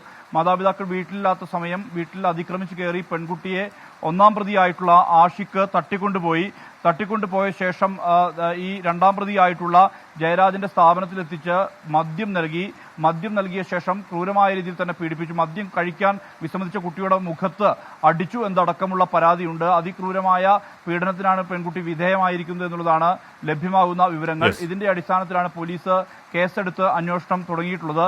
ഈ അതിജീവിതയും ഈ പ്രതികളുമെല്ലാം തന്നെ ഈ മേഖലയിൽ, അതായത് ഈ നേരത്തെ പറഞ്ഞ ആ police station, Thalappuzha police station പരിധിയിൽ ഉൾപ്പെട്ട ആളുകളാണ്. എന്തായാലും ഇതുമായി ബന്ധപ്പെട്ട അറസ്റ്റ് നടന്നിട്ടുണ്ട്, പ്രതികളെ റിമാൻഡ് ചെയ്തിട്ടുമുണ്ട്. ഹാഷ്മി. ഓക്കെ, സുർജിത്താണ് വാർത്തയുടെ വിവരങ്ങൾ നൽകിയത്. ആഷിഖ് ജയരാജ് 2 പ്രതികളുടെ ചിത്രമാണ്. ഞാൻ രാഹുൽ ഈശ്വറിലേക്ക് എത്താം ഇടവേളയ്ക്ക് ശേഷം. ശ്രീ രാഹുൽ ഈശ്വർ, അത് ഒരു ക്ഷേത്ര നഗരിയാണ്, ഒരു പുണ്യനഗരി എന്നുള്ള നിലയ്ക്കാണ് നമുക്ക് ധർമ്മസ്ഥല എന്ന ഒരു വാക്കിനെ സ്ഥലത്ത് ഇതുവരെ നമുക്കറിയാമായിരുന്നത്. അവിടെ ഒരു ശുചീകരണ തൊഴിലാളി, അദ്ദേഹം ഈ പറയുന്ന രീതിയിൽ കുഴിച്ചു മൂടിയ മൃതദേഹങ്ങളുടെ കണക്കടക്കം, ഇന്ന പറയുന്ന സ്ഥലമടക്കം, അതിനുള്ള തെളിവുകളടക്കം തന്നെ നുണപരിശോധനയ്ക്ക് വിധേയനാക്കൂ എന്ന് പറയുന്ന അവകാശവാദമടക്കം എല്ലാ കാര്യങ്ങൾ പറയുന്നുണ്ട്. ഒരുപാട് പെൺകുട്ടികളെ കാണാതെ പോയിട്ടുണ്ടെന്നുള്ള സത്യമാണ്. അത് പോലീസ് പറയുന്നുണ്ട്. FIR, ആത്മഹത്യ എന്നൊക്കെ രീതിയിൽ FIR ഉണ്ട്. അതെല്ലാം കൊലപാതകമാണ്. അതെല്ലാം ഈ പറയുന്ന കൂട്ടബലാത്സംഗങ്ങൾ മാത്രമല്ല, ഇപ്പോൾ ഈ പറയുന്ന എന്താണ് ലൈംഗികദാഹം മാത്രമല്ല, അതല്ലാതെ ഒരു വേദവല്ലി എന്ന ടീച്ചറിനെ പറ്റി പറയുന്നു. ടീച്ചർ അവിടുത്തെ അധ്യാപികയായിരുന്നു. ഹെഡ് മിസ്ട്രസ് ആവാൻ വേണ്ടി ആ ടീച്ചറിന് വരുന്നു. അവിടുത്തെ ഈ ഫ്യൂഡൽ തെമ്മാടിപ്പടക്കത് ഇഷ്ടപ്പെടുന്നില്ല. ഈ പറഞ്ഞ ബാത്റൂമിലിട്ട് കരിച്ചു കളഞ്ഞു എന്നാണ് പറയുന്നത്. എന്നിട്ട് ഭർത്താവിനെ പ്രതിയാക്കി കേസെടുക്കുകയും ഭർത്താവ് ജയിലിൽ കിടക്കുകയും പിന്നീട് ഭർത്താവിനെ വെറുതെ വിടുകയും ചെയ്തു എന്നൊക്കെ പറയുന്ന കുറേ അധികം സംഭവങ്ങൾ അതുമായി ബന്ധപ്പെട്ടുണ്ട്. രാഹുൽ, ഒരു പുണ്യസ്ഥലം എന്നുള്ള നിലയ്ക്ക് അവിടെ നടക്കുന്ന ഈ ദുരൂഹതയുടെ കാര്യകാരണങ്ങൾ പരിശോധിച്ച് സത്യം പുറത്തു കൊണ്ടുവരണം എന്നാവശ്യപ്പെടാൻ വിശ്വാസി സമൂഹത്തിനും ബാധ്യതയുണ്ടോ രാഹുൽ? തീർച്ചയായിട്ടും ഉണ്ട് ശ്രീ ഹാഷ്മി. ഒരു ഹിന്ദു ആക്ടിവിസ്റ്റ് എന്ന നിലയിൽ എനിക്ക് വളരെ വിഷമമുള്ള വാർത്തകളാണ് കേൾക്കുന്നത്. നേരത്തെ പറഞ്ഞ പോലെ മഞ്ജുനാഥ സ്വാമി ടെമ്പിൾ എന്ന് പറഞ്ഞാൽ പരമശിവന്റെ ടെമ്പിളാണ്. വളരെ യുണീക്കായ പല കാര്യങ്ങളും ഇവിടെയുണ്ട്. അവിടുത്തെ കമ്മ്യൂണിറ്റി ഇക്വേഷൻസും കൂടി അറിഞ്ഞാലേ അത് പൂർണ്ണമാകും. ജെയിൻ കമ്മ്യൂണിറ്റിയാണ്, അല്ലെങ്കിൽ ഈ വീരേന്ദ്ര ഹെഗാഡെ അടക്കമുള്ളവർ ജെയിൻ കമ്മ്യൂണിറ്റി എന്നാണ്. ശിവാലി ബ്രാഹ്മണരാണ് പ്രധാനമായിട്ട് അവിടെ ഉള്ളത്. അപ്പോൾ കുറച്ചു കാലമായി ചില ആരോപണങ്ങളും പ്രത്യാരോപണങ്ങളും കേൾക്കുന്നുണ്ട്. ആദ്യം നമ്മളെല്ലാം അത് ഡിസ്മിസ് ചെയ്യുകയാണ് ചെയ്തത്. പക്ഷേ പിന്നീട് വലതുപക്ഷത്തുനിന്ന് പോലും വിമർശനങ്ങൾ ഉണ്ടായിട്ടുണ്ട്. ഒരു പക്ഷേ ഹാഷ്മിയെ ശ്രദ്ധിച്ചു കാണാൻ സാധ്യതയില്ല. BJPയുടെ ഇപ്പം പിന്നീട് മന്ത്രിയായ MP ആയിരുന്ന ശോഭയടക്കം CBI എൻക്വയറി, സൗജന്യ കേസിലടക്കം വ്യത്യസ്ത കേസിൽ വേണം എന്നുള്ളൊരു ആവശ്യം അന്നേ ഉയർത്തിയിട്ടുണ്ട്. സത്യസന്ധമായിട്ട് പറഞ്ഞാൽ മനാഫ് ഭായിക്കൊക്കെ അവിടെ പോയോണ്ട് അറിയാം, ഒരു സെമി ഫ്യൂഡൽ സെറ്റപ്പ്, ഒരു സോഫ്റ്റ് ഫ്യൂഡൽ സെറ്റപ്പ് നിൽക്കുന്ന സ്ഥലമാണത് എന്നുള്ളതാണ് സത്യം. അവിടുത്തെ ഈ ജെയിൻ ബണ്ട് കമ്മ്യൂണിറ്റിയാണ് അവർക്കാണ് അവിടുത്തെ ഈ ലാൻഡ് ഹോൾഡിങ്ങും മറ്റുമുള്ളത്. അവരും ശിവാലി ബ്രാഹ്മണരും ചേർന്നാണ് അവിടുത്തെ ഒരു അപ്പർ ക്ലാസ് എലീറ്റ് അല്ലെങ്കിൽ ഉള്ളത്. ബാക്കിയുള്ള വിഭാഗങ്ങൾ വേണ്ട രീതിയിൽ അധികാര പ്രശ്നങ്ങളുണ്ട്, തർക്കങ്ങളുണ്ട്. ഈ വിഷയം തന്നെ വന്നപ്പോൾ ന്യൂസ് മിനിറ്റ് അടക്കം ഈ സാനിറ്റേഷൻ വർക്കർ ഒരു ദളിത് കമ്മ്യൂണിറ്റി എന്നുള്ളതാണ്, അതുകൊണ്ട് ചിലർ ഡിസ്മിസ് ചെയ്യുന്നു തുടങ്ങിയ ആംഗിളും വന്നിരുന്നു.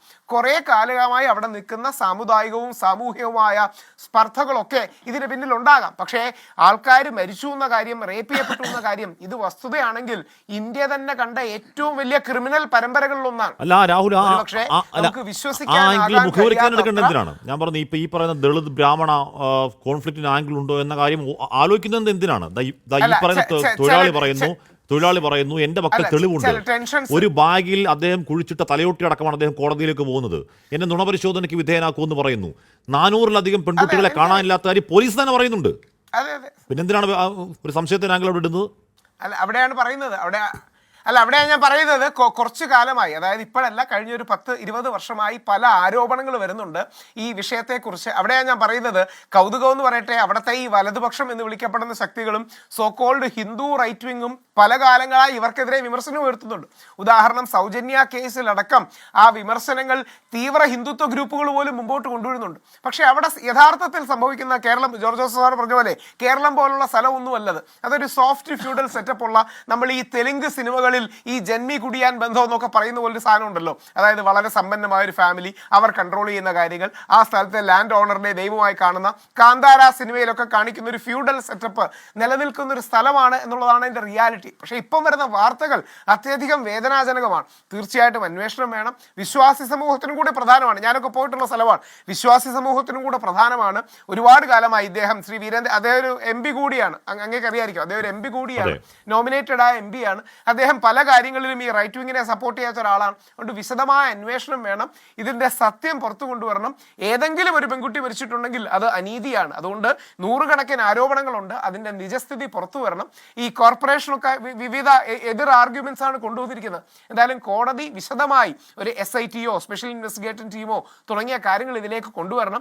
കക്ഷി രാഷ്ട്രീയ സമുദായത്തിനപ്പുറം ഒരു മനുഷ്യത്വത്തിന്റെ പ്രശ്നം ഇവിടെ ഉണ്ട്, സ്ത്രീകളുടെ പ്രശ്നമുണ്ട്, പെൺകുട്ടികൾ മരിച്ച വിഷയമുണ്ട് എന്ന തിരിച്ചറിവിൽ ഈ കാര്യത്തിൽ ഇടപെടണമെന്ന കാര്യത്തിൽ ആർക്കും സംശയം. എന്തായാലും ഈ SIT ഒക്കെ ഉണ്ട് കേട്ടോ, SIT ഒക്കെ ഉണ്ട്. പക്ഷേ രൂപീകരിച്ചതേ ഉള്ളൂ, ഒന്നും അനങ്ങുന്നില്ല. എവിടെ ഒന്നും അനങ്ങുന്നില്ല, പോലീസ് അനങ്ങുന്നില്ല. എവിടെയോ എന്തോ ഈ ആമവാദം എന്ന് പറയുന്ന രീതിയിലുള്ള എന്തോ പിടിക്കപ്പെട്ടിരിക്കുകയാണ് അവിടുത്തെ ഈ പറഞ്ഞ സംവിധാനം. ഞാൻ എത്താം.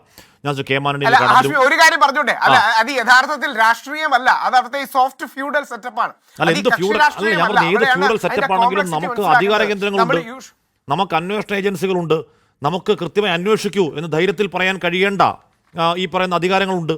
അവിടുന്ന് ഒരു വാക്ക് കമാന്ന് വരുന്നില്ല. അതാണ് പ്രശ്നം. അതല്ല അവിടുത്തെ ഫ്യൂഡൽ, അവിടുത്തെ ഈ പറഞ്ഞവരൊക്കെ അവിടെ നിൽക്കട്ടെ. കഴിഞ്ഞ തവണ പ്രശ്നം ഉണ്ടായപ്പം 24 മണിക്കൂറിനകം ഒരു സ്കേപ്പ് ഗോട്ടിനെ കണ്ടെത്തി. അങ്ങനെ സൗജന്യ കേസ് ഫോളോ ചെയ്തിട്ടുണ്ടെങ്കിൽ 24 മണിക്കൂറിനകം സോക്കോൾഡ് മനോരോഗി എന്ന് പറഞ്ഞ ഒരാളെ കണ്ടെത്തി. അപ്പൊ ഇതൊക്കെ കവറപ്പിന്റെ നല്ല ദൃഷ്ടാന്തങ്ങളാണ്. കർണാടക ഏറ്റവും സ്ട്രോങ് ആയ മനോരോഗിയെ ജയിലിട്ടു. അതായത് തമാശ നാട്ടുകാർ പറയുന്നത് ഈ പറയുന്ന ഈ സൗജന്യെ വണ്ടിയിൽ തട്ടിക്കൊണ്ടുപോയ 4 പേർ ചേർന്നാണ് അത്രേ പോയി ഈ മനോരോഗിയെ പിടിച്ചോണ്ട് വന്നത്. ജയിലിലിട്ടിട്ട് അദ്ദേഹം എത്രയോ വർഷം ജയിലിൽ കിടന്നു. അത് കഴിഞ്ഞ് കോടതി ഒരു തെളിവില്ല, അന്വേഷണം എങ്ങോട്ടോ പോയി എന്ന് പറഞ്ഞാൽ അദ്ദേഹത്തെ ഇറക്കി വിട്ടു. അത് എവിടെ പോയി? ഞാൻ എത്താൻ കേട്ടോ. ഞാൻ ശ്രീ കെ മാനണിയിലേക്കാണ്. ശ്രീ കെ മാനണിയും നേരത്തെ രാഹുൽ ഈശ്വർ പറഞ്ഞ ആ പേരുണ്ടല്ലോ, വീരേന്ദ്ര ഹെഗാഡെ എന്ന് പറയുന്ന ആൾ, ഹെഗ്ഡെ ആണോ ഹെഗാഡെ ആണോ, ആ പേര് പല ഈ ആരോപണ വഴിയിൽ പലരും പല രീതിയിലൊക്കെ പറയുന്നുണ്ട്. നമുക്കറിയില്ല അതിൻ്റെ സത്യം എന്താണെന്ന് അറിയില്ല. പക്ഷേ അതിൽ എന്തെങ്കിലും സത്യം ഉണ്ടെങ്കിൽ അദ്ദേഹം നിലവിൽ MP ആണ്, BJP നോമിനേറ്റ് ചെയ്തത്. എന്നാൽ അദ്ദേഹം BJP-കാരനാണോ? അല്ല. പോയ സർക്കാരുകൾക്കൊക്കെ വേണ്ടപ്പെട്ടവനാണ്. എല്ലാ സർക്കാരുകളും കർണാടക സർക്കാരും ഒക്കെ വാരിക്കോരി ഈ പറയുന്ന രാജ്യത്തിൻ്റെ സംസ്ഥാനത്തിൻ്റെ ബഹുമതികളൊക്കെ കൊടുക്കുന്ന ഒരാളാണ്. ഇത് സത്യം പറഞ്ഞാൽ കെ മാനൻ, നമ്മൾ ഈ വാർത്ത ഇപ്പോൾ ഇത്രയും വാർത്തയായിട്ട് പോലും പോലീസ് അവിടെ മിണ്ടാതെ നിൽക്കുക. ഈ വാർത്തയുടെ കണ്ണു മാറിയാൽ ഈ പറഞ്ഞ അസ്ഥികൂടങ്ങളൊക്കെ അതിനടിയിൽ തന്നെ ഇക്കാലം അത്രയും എങ്ങനെ കിടന്നോ അങ്ങനെ കിടക്കും. ശ്രീ കെ മാനണി. ഇല്ല കാശ്മി, അങ്ങനെ നമ്മൾ പ്രതീക്ഷിക്കേണ്ട കാര്യമില്ല. ഇപ്പം ഈ ക്ഷേത്രത്തിൻ്റെ ഭരണാധികാരി എന്ന് പറയുന്ന ആൾ MP ആണ്. അതുപോലെ തന്നെ ദേശീയ തലത്തിൽ അവാർഡുകൾ വാങ്ങിച്ചിട്ടുണ്ട്, സംസ്ഥാന തലത്തിൽ അവാർഡുകൾ വാങ്ങിച്ചിട്ടുള്ള ഒരു വ്യക്തി തന്നെയാണ്. അപ്പോൾ ഒരു അധികാര കേന്ദ്രം എന്ന് നമ്മളതിനെ വിളിക്കുന്നുവെങ്കിലും അവരെ ഒരു പ്രമാണിയാണ്. ഒരു നാടുവാഴിത്വം അവിടെ അവശേഷിക്കുന്നു അല്ല നിലനിൽക്കുന്നു എന്ന് എനിക്ക് മുമ്പ് പറഞ്ഞവർ പറഞ്ഞു.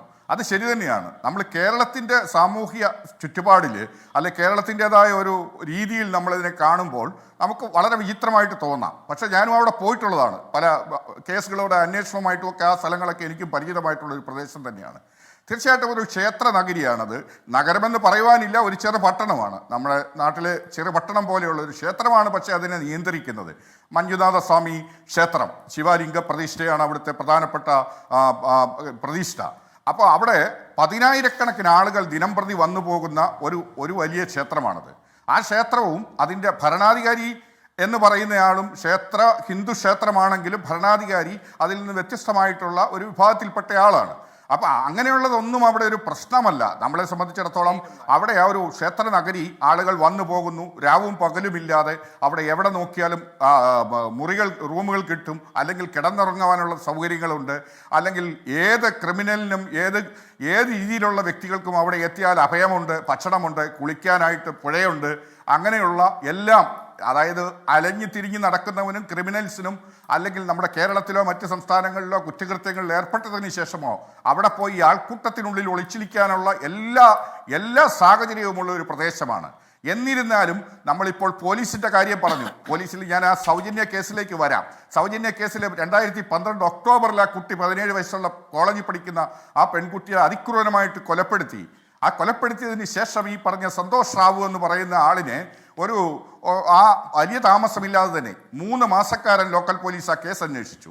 അതിനുശേഷമാണ് അവിടുത്തെ ക്രൈംബ്രാഞ്ച് CIDക്ക് അത് കൈമാറ്റം ചെയ്യുന്നത്, അല്ലെങ്കിൽ കേസിൻ്റെ അന്വേഷണം കൊടുക്കുന്നത്. ആ കേസിൽ അവരെ CID അന്വേഷണം നടത്തി ചാർജ് കൊടുത്തു. പക്ഷേ ഈ കേസ് CBIക്ക് പോയി. CBI വീണ്ടും അന്വേഷിച്ച് അവർ ചാർജ് കൊടുത്തു. ട്രയൽ കോടതി ഈ കേസിൽ മതിയായ തെളിവുകളില്ല എന്നുള്ള, അതായത് ലിങ്കിങ് എവിഡൻസ് ഇല്ല. ആക്ച്വലി അതിനകത്ത് ഉത്തരവിൽ പറയുന്നത്, ഞാൻ മനസ്സിലാക്കുന്നിടത്തോളം അതിനകത്ത് ഡയറക്റ്റ് എവിഡൻസ് ഉണ്ടായിരുന്നില്ല, സർക്കംസ്റ്റൻഷ്യൽ എവിഡൻസ് ആണ്. സാഹചര്യ തെളിവുകളെ പൂർണ്ണമായിട്ട് തെളിയിക്കാനായിട്ട് പോലീസിനും അതുപോലെ തന്നെ പ്രോസിക്യൂഷനും സാധിച്ചില്ല എന്നാണ് പറയുന്നത്. പിന്നീട് ഈ കുട്ടിയുടെ അച്ഛൻ ഹൈക്കോടതിയിൽ പോയി റീ ഇൻവെസ്റ്റിഗേഷന് വേണ്ടി വീണ്ടും 2023 അതിലെ ജഡ്ജ്മെൻറ്റ് വന്നത്. അതിനുശേഷം ഈ കുട്ടിയുടെ അച്ഛൻ പോയപ്പോഴും ഹൈക്കോടതിയുടെ ഡിവിഷൻ ബെഞ്ച് പറഞ്ഞത് ആ കേസിൽ ഇനി ഒരു പുനരന്വേഷണത്തിൻ്റെ ആവശ്യമില്ല, ആദ്യഘട്ടത്തിൽ തന്നെ തെളിവുകളില്ല എന്നുള്ള രീതിയിലാണെന്നാണ് പറയുന്നത്. അപ്പോൾ നമ്മളൊരു കാര്യം മനസ്സിലാക്കേണ്ടത് പറഞ്ഞാൽ, ഇപ്പം പോലീസിൻ്റെ ഇതിൽ ആദ്യം അന്വേഷണം നടത്തിയ പോലീസിൻ്റെ ഭാഗത്തു നിന്ന് അനാസ്ഥ ഉണ്ടായിട്ടുണ്ട്. ഈ കുട്ടിയുടെ ശരിയായ രീതിയിലുള്ള അന്വേഷണമല്ല, ഫോറൻസിക് എവിഡൻസ് കളക്ട് ചെയ്യുന്നതിൽ, അതുപോലെ തന്നെ കുട്ടിയുടെ അതായത് ശരീരത്തിലുണ്ടായിരുന്ന സ്രവവും മറ്റുമൊക്കെ കാലതാമസപ്പെടുത്തി അതിന് തെളിവ് മൂല്യം ഇല്ലാത്ത നിലയിലേക്ക് എത്തിച്ചു. അതുപോലെ തന്നെ ഈ CCTV ക്യാമറ ഫുട്ടേജുകൾ എടുത്തുവെങ്കിലും അത് തുടർന്ന് വന്ന അന്വേഷണ ഉദ്യോഗസ്ഥന് കൈമാറിയിട്ടില്ല. ഇങ്ങനെ പല കാരണങ്ങൾ ഈ കേസിന്റെ ട്രയൽ കോടതി സിസ്റ്റമാറ്റിക് സബോട്ടാജ് എന്ന് പറഞ്ഞത് അതുകൊണ്ടാണ്. അത് വളരെ വളരെ ശാസ്ത്രീയമായ അട്ടിമറി എന്ന് പറഞ്ഞാൽ താങ്കൾ പറയുന്ന പോലെ ഈ സ്രവം ശേഖരിച്ച് അത് വെച്ച് താമസിപ്പിച്ച് അതിൽ പരിശോധനയ്ക്ക് അയക്കുമ്പോഴേക്കും അതിൽ ഫംഗസ് അടിച്ച് ഈ പറയുന്ന രീതിയിൽ അതിൻ്റെ എല്ലാവിധ മൂല്യങ്ങളും പോയാണ് വെച്ച് ഏറ്റവും പ്രധാനപ്പെട്ട തെളിവാണില്ല. അങ്ങനെ എത്രയെത്ര സംഭവങ്ങൾ. ഞാൻ അങ്ങനെയൊക്കെ എത്താം. ശ്രീ വിനോദ് മേക്കോത്ത്, ഇവിടെ എന്താണ് അവിടെ ഓട്ടോ ഡ്രൈവർമാരുണ്ടെന്ന് പറയുന്നു. ഓട്ടോ ഡ്രൈവർമാർ ഇവർ കൊടുക്കുന്ന ഒരു പെർമിറ്റ് അവരുടെ പക്കലുണ്ടെന്ന് പറയുന്നു. ഡി ഗ്യാങ് എന്ന് വിളിക്കുന്ന പലരും അക്കൂട്ടത്തിലുണ്ടെന്ന് പറയുന്നു.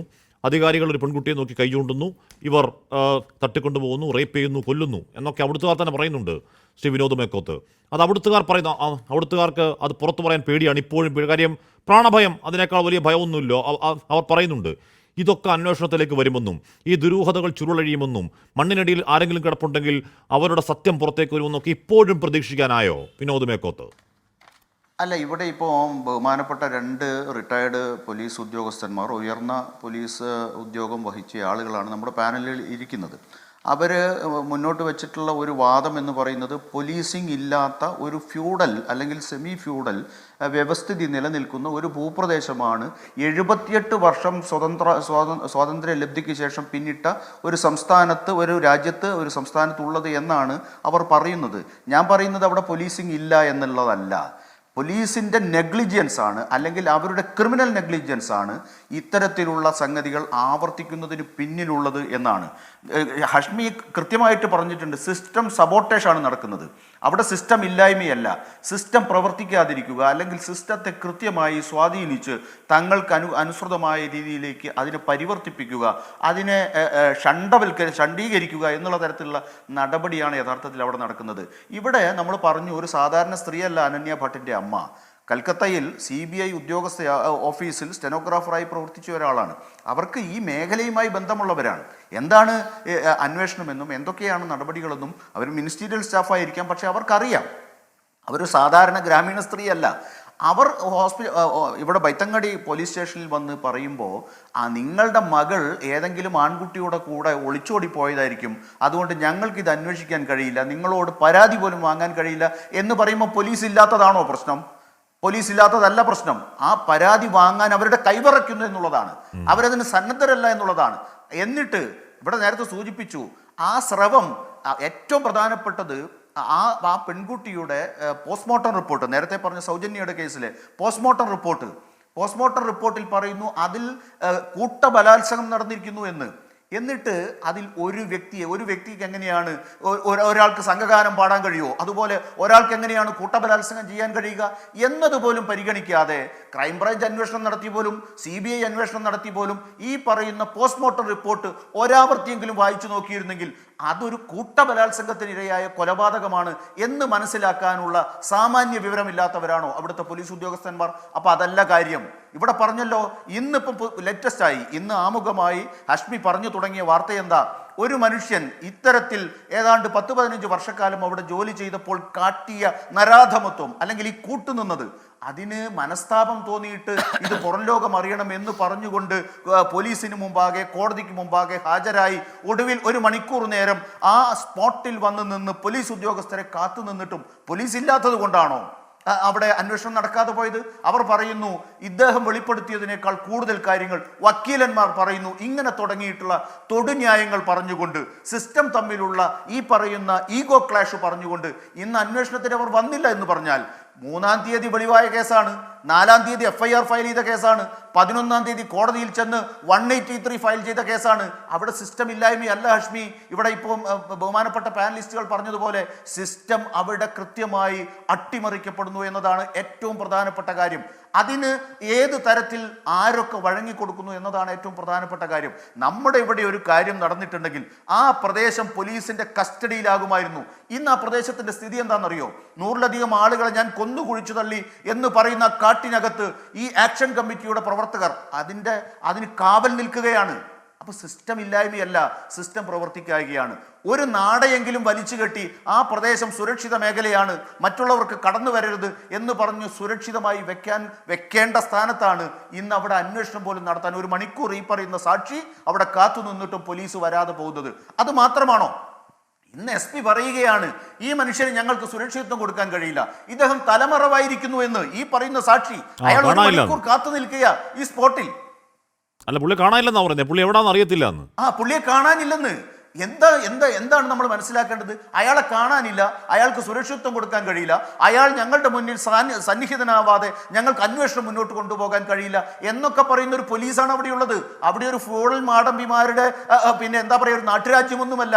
സ്വതന്ത്ര ഇന്ത്യയിലെ ഒരു സംസ്ഥാനത്തെ ഒരു പ്രദേശമാണ് ക്ഷേത്ര. ഞാൻ പോയതാണ്, ഞാനവിടെ ചെന്നതാണ്. ഇതേപോലെ ഈ ഒരു ക്ഷേത്ര സന്ദർശനത്തിന്റെ ഭാഗമായി ഈ മൂകാംബികയിലും ധർമ്മസ്ഥലയിലും സുബ്രഹ്മണ്യത്തും ഉടുപ്പിയിലും ഒക്കെ പോയ ആളാണ് ഞാൻ. അവിടെ നീണ്ട നിര ആളുകൾ ഭക്ഷണം കഴിക്കുന്നതിന് വേണ്ടി നിൽക്കുന്ന ഒരുപാട് ആളുകൾ ഒരേ സമയത്ത് വരുന്ന ക്ഷേത്രമാണ്. ഈ പറയുന്ന ക്രൈമിനൊക്കെ സാധ്യതയുണ്ട്. വലിയ തോതിൽ ആ ക്ഷേത്രത്തെ ചുറ്റിപ്പറ്റിയുള്ള ജീവിതമാണ് ആ നഗരിയിലുള്ളത് എന്നൊക്കെ ശരിയാ. അവിടെ ഒരു പോലീസ് സ്റ്റേഷൻ ആരംഭിച്ചത് എന്നാണ്? അവിടെ ഒരു പോലീസ് സ്റ്റേഷൻ ആരംഭിച്ചിട്ടുണ്ടല്ലോ.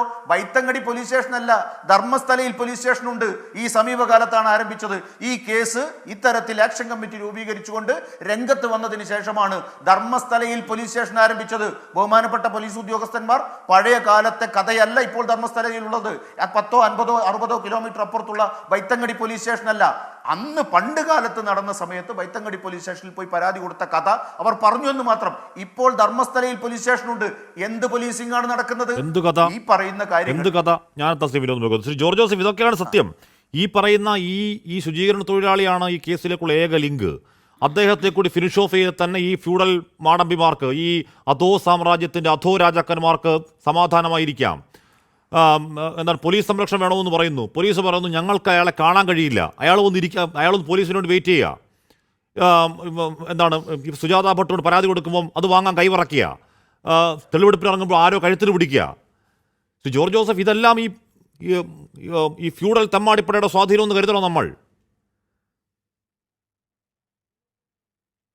അതെ, നമ്മൾ അത് കുറച്ചുകൂടെ വ്യത്യസ്തമായിട്ട് ഞാൻ അവിടെ പോയി 4 ദിവസം താമസിച്ചാണ്.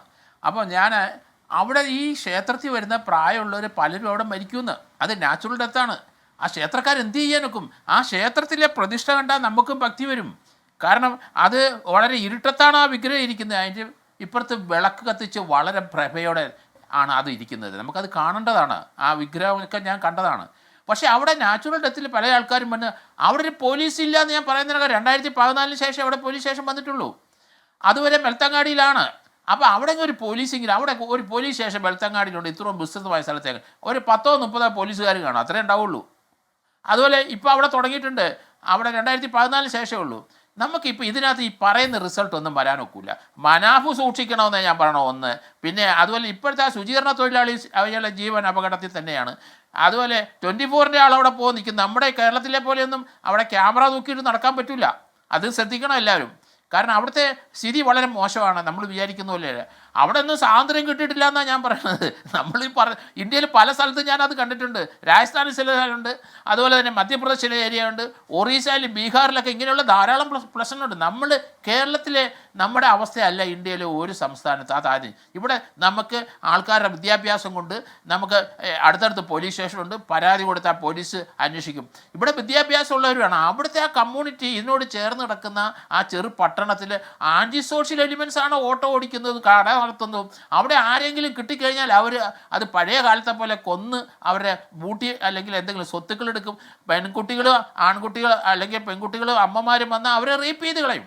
അതവിടെ ഇവിടെയൊക്കെ ചത്ത് കിടക്കുന്നു. ഞാനത് കണ്ടിട്ടുള്ളതുകൊണ്ടാണ്. അതുകൊണ്ട് ക്ഷേത്രക്കാരെ ഞാൻ കുറ്റപ്പെടുത്തില്ല. കാരണം അത് വളരെ സിസ്റ്റമാറ്റിക്, അതിനകത്തല്ലേ ഇത് നടക്കുന്നത്, വെടിയിലല്ലേ നടക്കുന്നത്. 10,000-കണക്കിന് ആൾക്കാർ വരുവാണ്. അപ്പോൾ അവിടെ ഇതുപോലുള്ള പിടിച്ചുപറിയും റേപ്പും കൊലപാതകവും സർവ്വസാധാരണമാണ് അന്നും ഇന്നും. അത് പോലീസിനെ കുറ്റപ്പെടുത്താനല്ല. ഇതിനകത്ത് നിന്ന് എന്തെങ്കിലും ഒരു റിസൾട്ട് വരണമെന്നെങ്കിൽ ഈ അടുത്ത കാലത്തുള്ള കേസുകൾ, കാരണം അവിടെ പോയി മാന്തിയ ഇഷ്ടം പോലെ നമുക്ക് സ്കെൽറ്റൻ കിട്ടും. അത് ആരെയാണെന്ന് എങ്ങനെ അറിയാൻ വെക്കും, ഏത് കേസിൻ്റെ ആണെന്ന് എങ്ങനെ അറിയാം? നമുക്ക് അവിടെ പരാതിയുള്ള, ഇപ്പോൾ നമ്മൾ മറ്റേ ബംഗാളുകാരെ ഞാൻ പറഞ്ഞില്ല, CBIയിലെ ക്ലാർക്കിൻ്റെ, അവരിപ്പോഴും അവിടെയുണ്ട്. അപ്പോൾ അങ്ങനെയുള്ള ആൾക്കാർക്ക് അന്ന് കേസെടുത്തിട്ടുണ്ടോ എന്ന് ആദ്യം നോക്കണം. അവിടുത്തെ 2 അഡ്വക്കേറ്റ്മാരാണ് ഇതിൻ്റെ പുറകിൽ നിൽക്കുന്നത്. അവർ ഇതിന് കേസില്ലെങ്കിൽ കേസെടുപ്പിക്കാനുള്ള ഒരു 164 CRPC അനുസരിച്ചുള്ള മൊഴി കൊടുക്കണം പോലീസ് സ്റ്റേഷനിൽ. 10 വർഷം മുമ്പായാലും ശരി. അത് എവിടെയാണ് കുഴിച്ചിട്ടതെന്ന് ഇയാൾ ചോദിച്ചാൽ ഇയാൾ പറയും. അയാൾക്ക് കുറച്ച് ആൾക്കാരുടെ പേരറിയാം, ക്രിമിനൽസിൻ്റെ പേരറിയാം, അത് ഡിസ്ക്ലോസ് ചെയ്തു. അയാളുടെ ജീവൻ അപകടത്തിലാണ്. അയാൾ കോടതി മൊഴി കൊടുക്കാൻ വന്നപ്പം കംപ്ലീറ്റ് കാമോഫ്ലാഗ് ചെയ്ത് ദേഹത്ത് ഒരു ഗൗണിട്ട് ഒരു സൂട്ടിട്ട് അയാൾ ആരാന്ന് പോലെ ഒരു പ്രേതം പോലെ, ഒരു ഭൂതം പോലെയാണ് അയാൾ കോടതി വന്ന് മൊഴി കൊടുത്തത്. കാരണം അയാൾക്ക് ത്രട്ടുണ്ട്. അയാൾ സംസ്ഥാനത്തല്ല താമസിക്കുന്നത്, കർണാടകയിലല്ല, വെളിയിലാണ് അയാൾ താമസിക്കുന്നത്. പേടിച്ചിരിക്കുകയാണ് പാവം. പാവത്തിൻ്റെ പുറത്ത് അറ്റാക്ക് വരുമെന്ന് പേടിച്ചിട്ടാണ് അയാളെ കൊന്നുകളയും.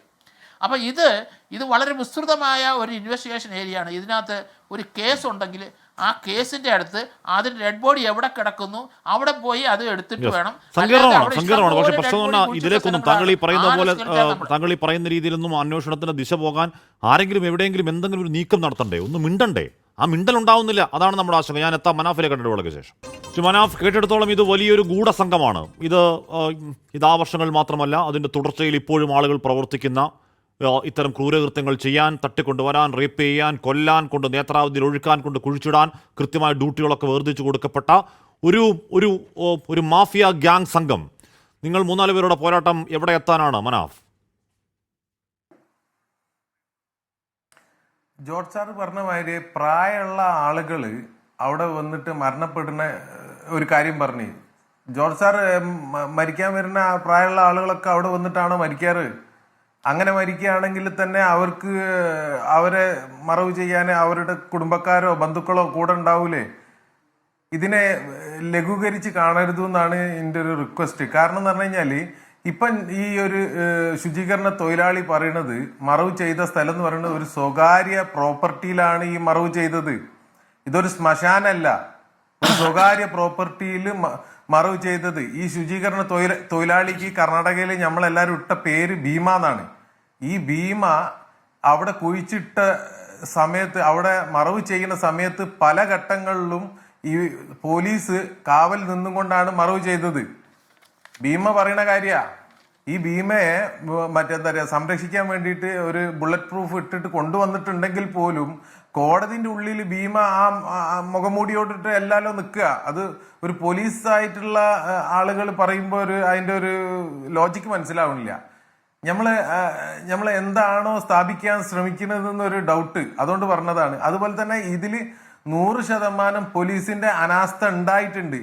പോലീസ് സംവിധാനം ഈ രാജ്യത്ത് ഇനിയും മെച്ചപ്പെടേണ്ടതുണ്ട്. ഇന്റെ ഇന്നത്തെ ഒരു അവസ്ഥ പറയാ. ഞാൻ ഇന്ന് ഈ ഒരു വധഭീഷണി ഏറ്റു നിൽക്കുന്ന ആളാണ്. ഞാൻ അയാളോട് ഫോണിൽ പറഞ്ഞ് നാളെ ഞാൻ ധർമ്മസ്ഥലയിൽ വന്ന് നിൽക്കാന്ന് പറഞ്ഞ ആളാണ്.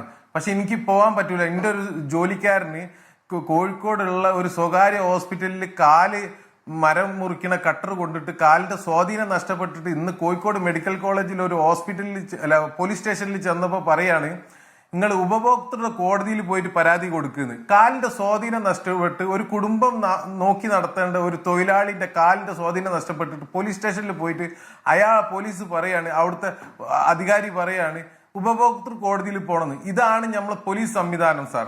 ഈ സംവിധാനം നമ്മളെ നാട്ടിൽ ഈ രാജ്യത്ത് മാറേണ്ടതുണ്ട്. കാരണം എന്ന് പറഞ്ഞു കഴിഞ്ഞാൽ ഈ ഭീമ പറയുന്നുണ്ട്, പല സമയത്തായിട്ട് പറയുന്നുണ്ട് അവിടെ പോലീസിന്റെ സാന്നിധ്യത്തിലാണ് ഞാൻ ഈ മറവുകളൊക്കെ ചെയ്തതെന്ന്. ഈ കേസ് പുറത്തേക്ക് വന്നു കഴിഞ്ഞാൽ ആദ്യം കുടുങ്ങണ പട്ടികയിൽ പോലീസാണ് ആദ്യത്തെ പ്രതിയായി വരാൻ പോണത്. അപ്പൊ ഇത്ര നിസ്സാരമായിട്ട് ഈ വിഷയത്തെ ഇപ്പം റിട്ടയർഡ് ആയിട്ടുള്ള എന്റെ പ്രിയപ്പെട്ട സുഹൃത്തുക്കളോട് പറയാനുള്ളത്, ദയവ് ചെയ്തിട്ട് ഇതിനെത്ര നിസ്സാരമായി കാണരുത്. പോലീസിന്റെ അനാസ്ഥയാണ് ഇന്നത്തെ ദിവസം പോലും ഉള്ളത്. കോടതി എന്താണ് ഡയറക്ഷൻ കൊടുത്തത്? പോലീസിന് ഡയറക്ഷൻ കൊടുത്തതാണ് ഈ വിഷയത്തില്.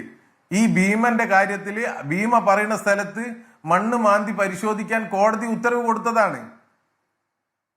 അത് പ്രകാരമാണ് ഒരു ചെറിയ ഒരു കോമൺ സെൻസ് ഉള്ള വക്കീലന്മാരായിരിക്കുമല്ലോ ഈ കേസിന്റെ പിന്നിൽ ഉണ്ടാവുക. ആ വക്കീലന്മാര് ഈ ഭീമനെയും കൊണ്ടിട്ട് ഈ ഒരു സ്ഥലത്ത് വരുന്നുണ്ടെങ്കിൽ അതിനെന്തെങ്കിലും ഒരു നിയമ ഇതുണ്ടാവുമല്ലോ, പരിരക്ഷ ഉണ്ടാവുമല്ലോ. അത് പ്രകാരമാണ് വരുന്നത്. അവിടെ വരുമ്പം ഈ പോലീസ് അവിടേക്ക് വന്നിട്ടില്ലെങ്കിൽ പോലീസ് സംവിധാനത്തിൽ ഇതിന്റെ ഏറ്റവും വലിയ പ്രതിയാവാൻ പോകുന്നത് വരുന്ന ആളുകൾ നിങ്ങൾ കണ്ടോളൂ. പോലീസ് അനാസ്ഥയാണോ? അല്ല മനാഫെ, അത് പോലീസ് അനാസ്ഥയാണോ, തെളിവെടുപ്പിന് പോണ്ട എന്നുള്ള തിട്ടൂരമാണോ മനാഫ്? ആരെയാണ് ഈ പോലീസ് ഭയക്കണത്? ഇതിന്റെ പിന്നില് ആരുമില്ലെങ്കിൽ ഇതിപ്പോ എന്താ പറയാ, ജോർജ് സാർ പറഞ്ഞ മാതിരി ഇതൊരു പ്രായമായ വ്യക്തികൾ അവിടെ ക്ഷേത്ര ദർശനത്തിന് വന്നിട്ട് മരണപ്പെടുന്നതാണെങ്കിൽ പിന്നെ എന്തിനാ പേടിക്കേണ്ടത് പോലീസിന്? അതങ്ങോട്ട് എടുത്തിട്ട് നമുക്ക് നോക്കാലോ അത് ആരതാണ്. ഇന്നത്തെ ടെക്നോളജി വെച്ചിട്ട് നമുക്ക് ഒരു 15 കൊല്ലോ 20 കൊല്ലോ പഴക്കമുള്ള അസ്ഥികൂടം ആരതാന്ന് തെളിയിക്കാൻ കഴിയില്ലേ? നമ്മൾ ഏത് രാജ്യത്താ ജീവിക്കുന്നത്, ഏത് ലോകത്താ ജീവിക്കുന്നത്? ഡയനോസർ ഏത് കാലത്തുള്ള ഡയനോസർ ആണ്? അത്ര വയസ്സുണ്ട് ഡയനോസറിന് പോലും കണ്ടുപിടിക്കാൻ കഴിയുന്ന ടെക്നോളജി ഉള്ള ലോകം നമ്മളെ മുന്നിൽ ഉണ്ടാവുമ്പോൾ നമുക്ക് ഒരു 10, 15, 20 കൊല്ലം മുന്നത്തെ അസ്ഥികൂടങ്ങൾ വെച്ചിട്ട് അവന്റെ തറവാട് വരെ കണ്ടുപിടിക്കാൻ കഴിയും സാർ. നമ്മള് ഒന്നും കൂടി എന്താണ് ഉണരണം.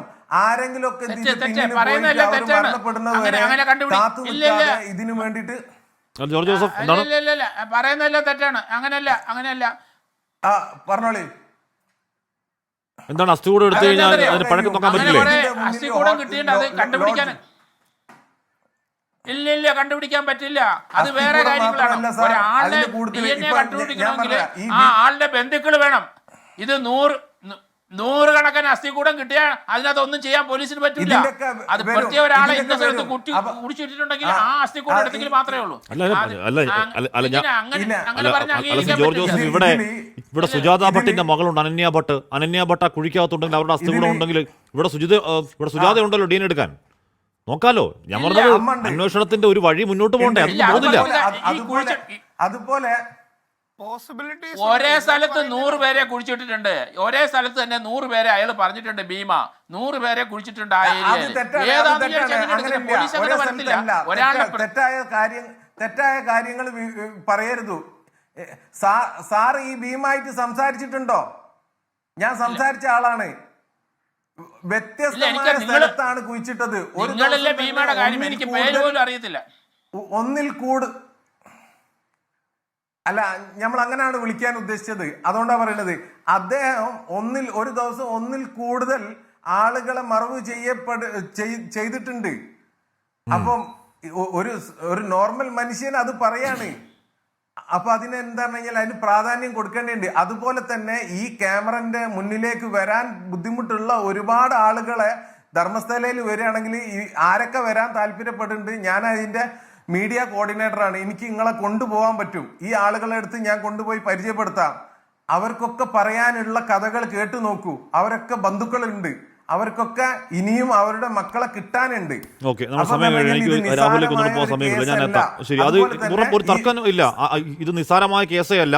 ഇത് വളരെ ഭീകരമായ സത്യങ്ങൾ ഒരുപക്ഷെ മണ്ണിനടിയിൽ ഒളിച്ചു കിടക്കുന്ന ഒരു കേസാണ്. അതിന് പോലീസ് അന്വേഷണമാണ് ആവശ്യം. പോലീസ് അന്വേഷിക്കുന്നുണ്ടെങ്കിൽ അന്വേഷിക്കാൻ ആവശ്യം ഇടപെടലാണ് ഉണ്ടാവേണ്ടത്. ആ ഇടപെടൽ ഇതുവരെ ഉണ്ടാവുന്നില്ല എന്നുള്ളതാണ് ഒരുപക്ഷെ ആ കൊലപാതകങ്ങളെക്കാൾ പേടിപ്പിക്കുന്ന വസ്തുത. എൻകൗണ്ടർ പൂർണ്ണമാകുന്നു. പ്രൈം ടൈം വിത്ത് എസ്കേൻ കാണാം. Good night.